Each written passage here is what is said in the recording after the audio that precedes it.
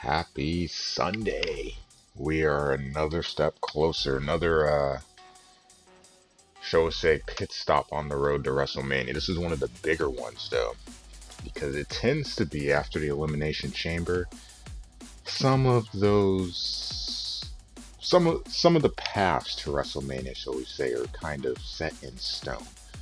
So tonight or today, depending on if you're West Coast or East Coast, will be one of those days where I think we're going to start to see some of that WrestleMania picture solidify. Not all, but some. We'll talk about that. But I'm excited. Elimination Chamber. Uh, Great concept. Definitely has morphed to be a little more safer. I know that has rubbed some fans the wrong way. Like, okay, as someone that has been in the ring, I can appreciate you making it a little bit safer for me to do these things. Still entertaining. Just some perspective from the inside, but whatever. I can say this though before actually starting this video. Going to WrestleMania a couple times. The second time I went, so not the one in Levi Stadium, the one where Seth Rollins cashed in during the main event, but where we got Roman Reigns booed off the stage against Triple H. During WrestleMania Access, I believe I took a picture with, I'll see if I can find it. I'm pretty sure I still have the card somewhere in my box of cool things. A picture with Zack Ryder, which also won the Intercontinental title at the opening match at WrestleMania. Inside the chamber, let me tell you, you can say it's padded, it's soft now, doesn't matter. That thing is still very, very intimidating. So we got two matches. We of course have Drew McIntyre defending his championship against 5 former champions. And on the flip side, we have SmackDown's 6 competitors competing for the opportunity to be beat by Roman Reigns later that night. We all know that's what's happening. And I wanted to wait to do this video a little bit because I had a feeling some things may change. And what do you know? Some things kind of change. So I think we're going to have a little chat here. Let's get started. First thing, this whole storyline with Charlotte and Lacey Evans took a really weird turn. And it's one of those, this is going to be one of those times where a storyline is going to end without a payoff. For those of you that don't know, Lacey is really pregnant. So I don't know what they're going to be doing with her in the meantime. Having her with Rick was very... If you saw Raw, you know what I'm talking about. If you saw Raw last week, I just... I don't even have a sound effect that I can play that fits my feeling for what happened. Like, this is just whatever. But then you find out she actually is. So I wanted to wait to see what happens. So what we see is she's obviously been taken off the card. They waited really long. This is just for be completely transparent. This is Sunday afternoon. They took a really long time to take her out. So I'm not sure if they're going to have a replacement or if they're just not going to be a women's title match altogether. Had there been one, Asuka was going to win. I'd assume Charlotte would have interfered in the match. Maybe setting the stage for a triple threat within that Mania, I don't know. So what happens with Asuka, I don't know. It's tough for me to say. You could say Charlotte gets a match. Does she really deserve one at this point? I'm not sure why she would get one, but whatever. It's a WWE. I don't know what they're doing. No one does.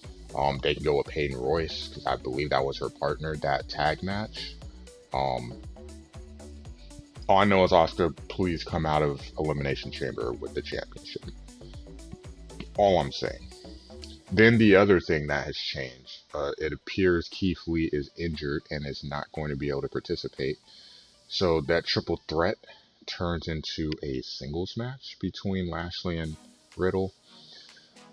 While I did see Riddle eventually, I saw Lashley losing the title to one of them. Maybe not tonight, but at WrestleMania. Do you pull the trigger now? I say no. and the feud continues into Mania, I'm not really confident on that. I'd probably say honestly it's the least confident match I feel on the card because I could see them going and giving Riddle the belt. I don't think it's time yet. I think you wait until WrestleMania. So for now, I'm gonna say Lashley retains. It's not with any bit of confidence whatsoever. Okay. Obviously, I expect interference. Not that Lashley needs the help, but it never hurts to have your backup. And we have the women's tag match, and this is where we talk about WrestleMania and where things start to get interesting. So you have Shayna and Nia, I'll refrain from jokes, defending their titles, recently won titles, against the Boss and the EST. They retain for two reasons, and I feel pretty confident about this too. One, I don't think we go with the role models again. There's going to eventually be a turn on someone, and they win the titles, just further delaying the inevitable. WrestleMania is too close. I think all signs are pointing to Bianca. As I was saying after the Royal Rumble, I really felt that she was going to pick Sasha. I really feel all signs point to them two colliding at Mania. So I think whether it be in error, whether it be miscommunication, or just flat out someone turning on the other, they lose the titles. And this kind of kicks them down that path towards WrestleMania. Even if just flat out Bianca just doesn't do it after the match. Like they get into words after the match and something happens and boom, that's it. My only question in this is you've got Carmella and you've got Reginald. Does Reginald play any? I'm just curious if he's even going to be at ringside, just some appearance whatsoever in this match. I just am curious to see what happens with that. But I really believe that Shayna and Nia are gonna win. They'll go into WrestleMania and probably have a I don't think they have to have a multi-tag match. But as it stands for now, regardless, they retain the titles, and this will kick off Sasha and Bianca towards their feud at WrestleMania. And I believe that leaves us with just the chamber matches. Let me double check. I think I have my notes here on my laptop. Thank you. I believe that's it. Technically, it's 3 matches left. So let's start with the easier one. Raw. Drew retains. You already had him drop the title at the beginning of the year, or at the end of last year, to Orton, really for no reason, just for him to win the title back. I didn't think it was necessary. I don't think they make the same mistake again. I personally am thinking we're going to have a one-on-one match against Sheamus. He is going to have a one-on-one match against Sheamus at Mania. And this is something that I've been a big supporter of ever since the seeds were planted late last year. I really felt that this would be Sheamus, with the exception of Orton, and I still don't know why. Sheamus does a great job of having this chemistry with different people that he's worked with, like I said, minus Orton. I think they would have a great match. It'd be a nice big bruising match, which I think is something that's a little bit different than something like more of the athletic style type matches that we tend to get. I think this is gonna be a hard hitting, just knockout fight. So that means that Drew retains. My only question is who eliminates Sheamus. So there's a lot still, again, we're talking about WrestleMania, that can be impacted by this match. First of all, sorry Kofi Mania is not going to repeat itself. You're going to be eliminated. There's no realistic reason to expect that Kofi or Jeff Hardy win. They don't have enough momentum. So that rules out the two. And I'm just saying this is why these other competitors aren't going to win. AJ. Same thing. AJ is just kind of like, he's always a go-to for big matches. But right now he's not in a place where he needs the title. So then that leaves you with Sheamus and Orton. Orton's not winning, and I think we all know why. Orton has other things he'll be focused on when WrestleMania comes around. So the question is, how does Orton get eliminated? Do we see him? I don't think we do, but I think he may play a role in terms of maybe just a distraction, or Alexa with a distraction that's going to give him a brief just break of concentration, and that's Brogue, that's a Claymore. One of the two, and he's gone. So I see that storyline going, and finally we're going to get that big match payoff, which I'm kind of happy that they've done this, because we, for one of the few times we actually get like a long-term storytelling feud with the WWE. We haven't had many of those over the years, the last couple of years, so it's kind of nice to see one. And then Sheamus, I don't know who gets eliminated by, but that one-on-one match, I hope he's not the last one, just for the sake of them being able to preserve that match. I know they fought at the end of the gauntlet on Raw, but just so they can have that one-on-one epic match at WrestleMania. I'm like really excited to see that. It's one of my, truthfully, as it stands right now, it may be the match I look forward to the most. But I digress. We'll talk about that later. So we have the other chamber match. We have Sami Zayn, the heels and the faces. Sami Zayn, Corbin, Uso, Bryan, KO, and Cesaro. The winner is gonna get their ass beat by Roman Reigns, because of course he's gonna be fully rested. It may try to have a little drama, so it won't be like, thinking of Edge's cash-ins where it's not the instant W, but it's coming. So the question is, who wins? I've actually sat and thought about this a lot, because initially I wanted to rule out all the heels. There's no way in hell Corbin or Sami Zayn are going to win this match. We can just eliminate them. So then the question is, out of those other four, who wins? See, originally I said none of the heels could win, but I was intrigued. As a friend planted the seed, what if Jey Uso wins? What happens with Roman Reigns? You're a part of the family.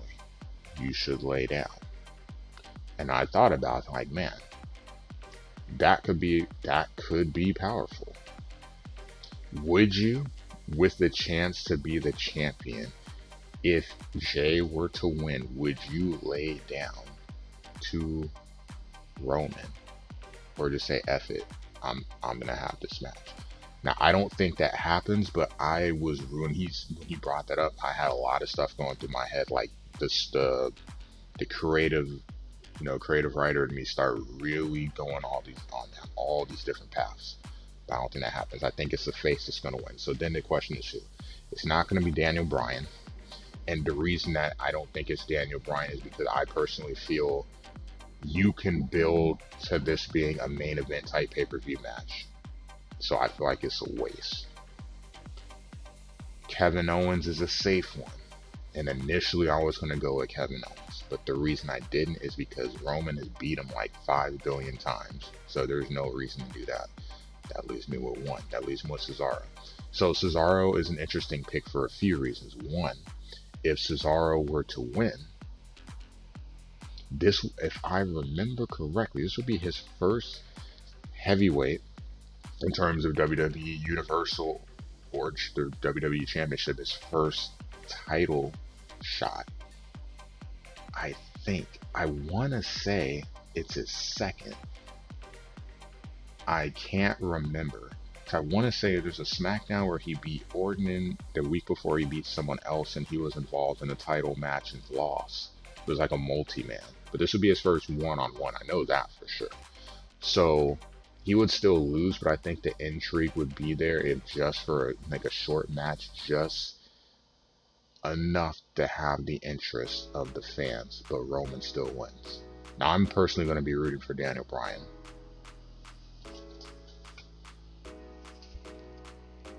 I'm sure that's not a surprise, but I think Cesaro wins and then Roman wins, and then I think we may see we'll see a spear carry Roman to his title win, but I get the feeling that someone may be trying to get revenge later that night, maybe after, and officially make his claim to facing Roman at WrestleMania. A spear for a spear? I think so. So this should be a telling pay-per-view because, like I said, I think it's going to kind of focus in on some of the things that'll be happening at Mania. So to recap, Roman will retain his championship after beating Cesaro, who wins in the chamber. Drew McIntyre retains his championship. Orton likely distracted. I don't think The Fiend will show up, but I think Orton will be distracted because of The Fiend that causes him to be eliminated and demand a match against The Fiend for WrestleMania. So that gives you two, but also kind of continuing the storyline between Sheamus and Drew. Gives you 3 WrestleMania matches right there. Edge and Roman, obviously. The women tag team titles are retained. Something happens after the match between Sasha and Bianca. Bianca officially makes Sasha her choice for Mania. That's 4. Lashley retains the title against Riddle in a singles match because Lee's not there. And then Asuka, I don't know what's going on, but Asuka just, if she has a match, please win. That's all I'm saying. Like, I can't say that she's going to win because I don't know who she's going to face, because I have to think. If it's Charlotte, with Charlotte, there's always doubt. But I feel Asuka walks into Raw as the women's champ still, and then we'll, I guess, figure things out there. This whole Lacey Ric Flair thing takes a wild turn because of their IRL thing, but just I can't get that image out of my head on Raw. That is so weird. Weird things with wrestling sometimes. I'm sure some people differ in what they think, but I will say one thing. I don't think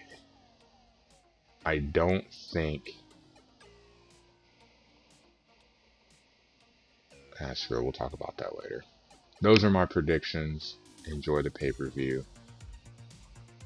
Normally, I will wait until a pay-per-view to give predictions of what's going to happen, but I think you'll see me maybe a few more times on the road to WrestleMania as we start to see some things start to clear out and we see that card start to get set in order. Regardless, enjoy the show. I will see you on stream afterwards, hopefully as long as my knee is okay, and we'll talk there. Enjoy.